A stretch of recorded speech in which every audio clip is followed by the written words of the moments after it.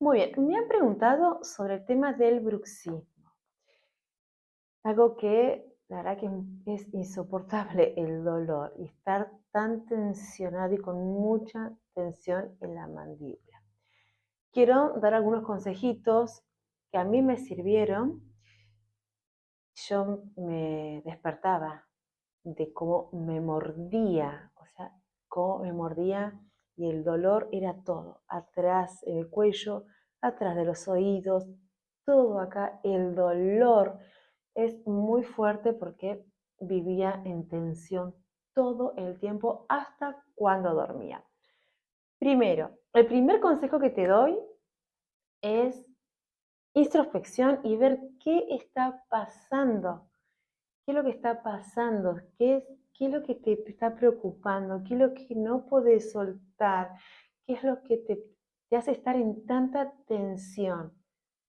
Cierra los ojos, hacia vos, hacia adentro, respirá, esté ese ratito a solas y pregúntate de corazón y sé sincera con vos misma qué es lo que está pasando que estás con tanta tensión.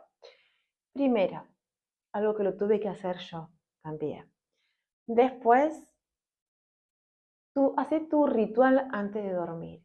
Nada de noticiero, noticias malas, hablar de algo, de las cosas que van pasando, que robo, que asesinato, que esto, que aquello, que sufrimiento.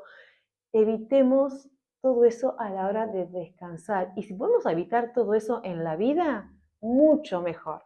Yo no miro noticieros, no miro nada que me cause tensión, nada.